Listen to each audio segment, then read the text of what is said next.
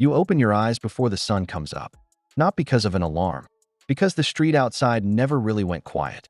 Your back aches from the surface you slept on, maybe a bench, a shelter mat, or a doorway you found late last night. The first thing you do is check that your bag is still there, still zipped, still yours. If you have a phone, the screen is cracked and the battery is nearly dead. Finding a charger is already today's mission before the day has even started. The first real goal is finding a bathroom and water. You think through which fast food place or gas station might let you in without trouble. If you made it to a shelter last night, you get maybe 10 minutes in a packed bathroom. You clean up as best you can with wet paper towels. Clean clothes are a luxury measured in days, not choices. You eat whatever you can get. A church breakfast if the timing works. A soup kitchen if the line isn't too long. Or a dollar item from a drive-thru if you managed a few coins yesterday. Hunger doesn't scare you anymore. It's just background noise. You plan the day the way a general plans a battle, around weather, around safety, around which places will let you exist inside their walls without calling anyone. The library becomes your headquarters. Warmth, electricity, a chair that doesn't judge you. You watch your bag every second. If you panhandle, you pick a corner with enough foot traffic, and you brace yourself for every kind of human reaction. Some hours bring a dollar or two. Some bring nothing but stares. Getting any kind of official help means paperwork. And paperwork means ID, and ID means an address. And an address is the one thing you don't have. It's a wall built from bureaucracy. Medical care means waiting for hours at a free clinic or showing up at urgent care when the pain becomes impossible. By the time evening falls, you are already calculating where to sleep. A shelter means rules and lines and the risk that there's no space. The street means noise and vulnerability. You tuck whatever matters most close to your body and you close your eyes lightly, ready to wake at any sound. Morning will come fast and you will do it all again. You wake up in a small room that costs you weekly, or in an apartment you split with others just to keep the numbers manageable. The mattress is low and the walls are thin. Some mornings the heat works. Some mornings it doesn't. You check your prepaid phone to make sure the service is still running. You count your bus passes. You plan everything around money before you even brush your teeth. Breakfast is simple and intentional. Oatmeal, eggs, whatever stretches furthest. Your calendar has food pantry dates marked on it the way other people mark vacations. If you have kids, you know their school provides breakfast and lunch. And that matters more than you want it to. Getting to work means waiting on a bus that has its own ideas about schedules, or driving a car where you've learned to ignore certain warning lights, because fixing them isn't in this week's math. Your hours shift week to week.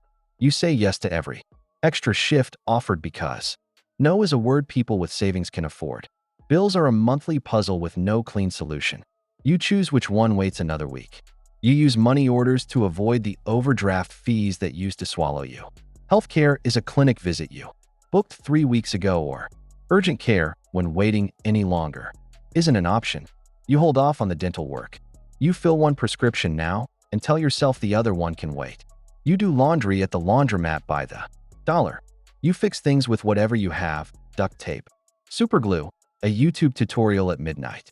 You stretch everything: soap, patience, data, hope. At night, you check tomorrow's schedule one more time. You set 2 alarms because missing the first one isn't something you can afford. You sleep under a roof, and that matters, and some nights that is enough. Your alarm goes off before sunrise. You check your bank account before your feet hit the floor. Direct deposit either came through or it didn't, and that answer shapes the whole morning. You make coffee at home. You pack your lunch the night before because buying food near work would quietly erase $40 a week. You commute by bus or in a car that runs but demands respect. You keep the tank at the right level and track the gas to the mile. You clock in a few minutes early. Your job is physical or fast-paced or both. Retail floors, warehouse aisles, kitchen lines, care facilities. You move quickly and follow the system. Breaks are timed. Managers notice if you're a minute late returning. At lunch, you eat what you brought and check the schedule app for next week. You try to arrange a shift swap so you can make it to a parent-teacher meeting or a doctor visit without losing pay. The health insurance through work exists, but the deductible is high enough that you do a quiet calculation every time something hurts before you decide whether it's serious. After your shift, You stop for groceries with a list and a loyalty card. You pay one bill from your phone and push another to next week. You move $20 to savings and then quietly move it back when the tire goes flat. At home, dinner is simple and real. The laundry goes in. You open the mail and sort it by urgency.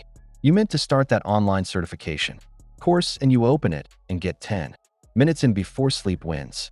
You set 2 alarms, lay out tomorrow's uniform, and close your eyes for 6 hours. Tomorrow you do it again. You wake up to an alarm in a clean, modest apartment or a small home you're proud of. The place is organized because organized is how you stay in control. There's a list on the fridge. Coffee is brewing. You have a steady job with a predictable schedule. And that predictability is something you don't take for granted. Your paycheck comes every other Friday, and you know exactly where every dollar is going before it arrives. You have health insurance and a small retirement contribution, and you treat both as non-negotiable. You pack your lunch most days. The $12 meal at the cafeteria is a once-in-a-while thing, not a habit. You drive a used car with a loan that has a reasonable rate, or you take public transit with a monthly pass you account for in the budget. At work, your role is defined and you're good at it.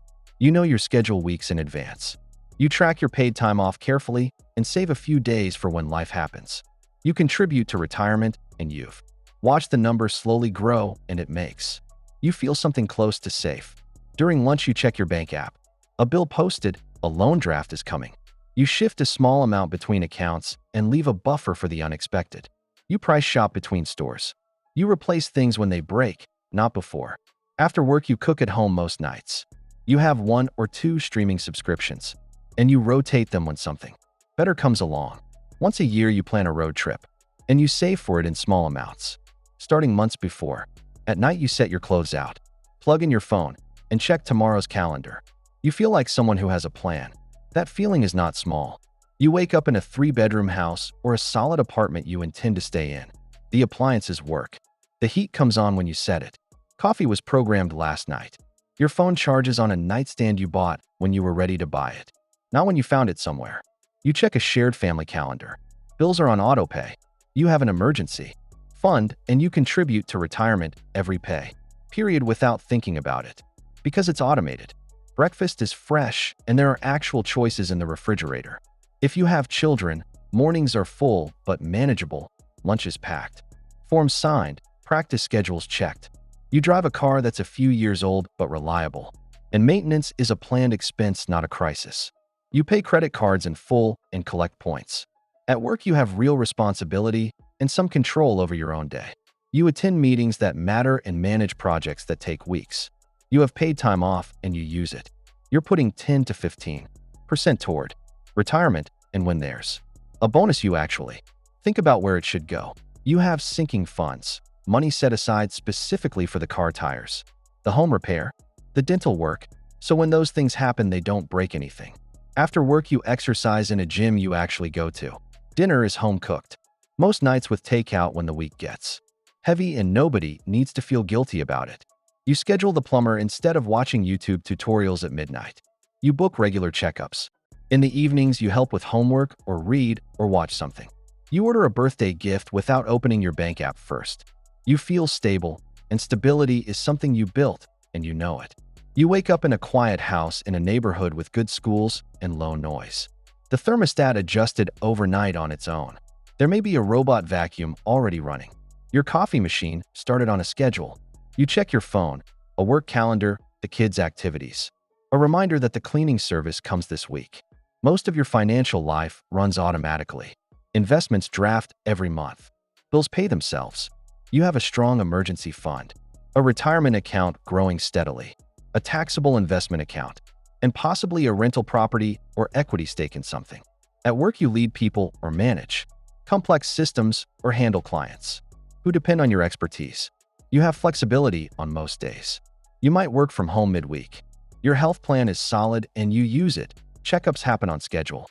Specialists get booked. Dental work doesn't get delayed. During the day, you can approve a home repair without getting 3 quotes first. You book a week-long trip months in advance and use accumulated points to offset the cost. You hire a lawn service because your time has a dollar value attached to it, and this math makes sense. After work, you train with someone who knows what they're doing, or you take a class that keeps you consistent. Dinner is cooked at home with ingredients you actually want, or it's takeout on a Tuesday without any math happening in your head. Your kids do activities and you can cover the fees and the equipment without a conversation about it. At night, you review your investment accounts the way some people check social media. You donate to something you actually care about. You feel like someone building real wealth while living a real life. And both things are true at the same time. You wake up in a home you own outright, or nearly so, in a neighborhood that people specifically choose. The mortgage is either gone or comfortable. You have space, a home office, a guest room, outdoor space, and a security system that runs itself. The cleaning service comes regularly. Lawn care is on a contract. A CPA handles your taxes. A financial advisor or a plan you understand deeply moves your money every month without you logging in. Your net worth sits in the low millions. Home equity, retirement accounts, a taxable portfolio, maybe a rental or a piece of a small business.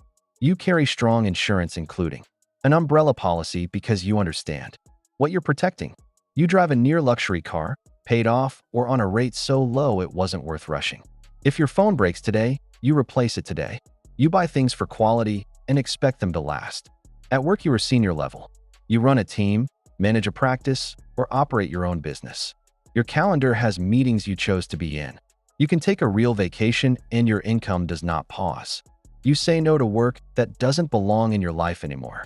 Healthcare is proactive and thorough, no delays, no calculations, just appointments and follow through. During the day, you approve a significant home renovation without reviewing every line item. You book flights and choose the seats that make the trip worth taking. You write a check to a school, fundraiser, and a nonprofit and feel nothing but the intention behind it. At night, you review a document your accountant sent, make a note, and go to bed with tomorrow's calendar already set.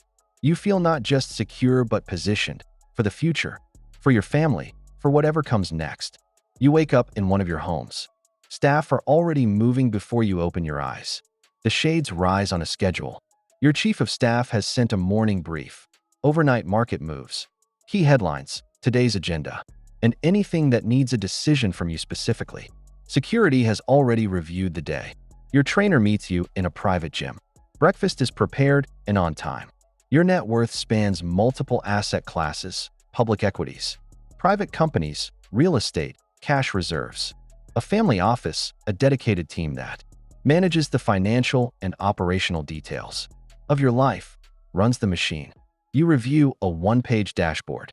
Big numbers, key risks, active deals, upcoming liquidity events. Your general counsel flags 2 items. Your tax team has filings staged. You approve and move forward.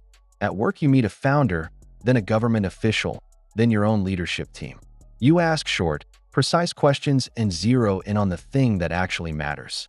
You make 2 or 3 significant decisions today, and your team handles everything that flows from them. Your name moves markets. So announcements are timed carefully by people who understand the mechanics of perception. Travel is entirely on your terms. If you fly today, the jet leaves when you're ready. If it's better to stay, people come to you. Your foundation sends a brief on an ongoing initiative, a hospital partnership, a research grant, a community program. You give it scale, and you track outcomes the way a CEO tracks revenue. Late afternoon belongs to family or to yourself. You can show up to a recital or a game with almost no notice, because your life is structured to allow it. At night, you get a final update. The plan adjusts to the market, not the other way around. You close your eyes with your options wide open. You wake up in one of several homes, on one of several continents, depending on the week. Staff have been up for hours. The room is exactly as quiet and controlled as you prefer it. Your chief of staff has sent a brief. Overnight developments across your portfolio companies. A summary of global headlines that touch your interests. And 3 items that require your input today. Security has planned the day's movements. Your trainer meets you. Breakfast is simple and punctual. The jet crew is on standby. Most of your net worth lives inside companies you founded, lead, or hold significant control of. The rest moves through private deals, public positions, and real assets managed by a family office, a team of lawyers, investment managers, tax specialists, property managers, and logistics coordinators whose entire Job is to let you focus on what only you can do. You meet a founder at 9 who wants capital and needs direction. At 11, you're on a call with a head of state about infrastructure or policy or something that sits at the edge of both. At 2, your CEO walks you through a decision that will affect hundreds of thousands of people, and you ask the question that everyone else in the room missed. You make 2 or 3 choices today that most people on Earth will never have the scale to make. Everything else is delegated with precision. Your name is itself a financial instrument. So communications are drafted carefully, reviewed legally, and timed strategically. Lunch is a working conversation. Calls fill the gaps between meetings. A note from your foundation arrives. A new hospital wing is opening. A climate initiative hit its first milestone. A relief effort needs a faster decision on funding. You respond. You give it a level that shapes systems, not just moments. Late in the afternoon, you protect time for the people who matter to you most. You can attend almost any moment in your family's life because your infrastructure exists specifically to make that possible. A private physician manages your health proactively. At night, the family office sends a final summary. The calendar for tomorrow is locked. The jet is positioned. Security has the route. You turn off the light knowing that tomorrow, like today, will be shaped almost entirely by your own decisions. That is what this level of wealth ultimately means. Not just money, but the total ownership of your own time.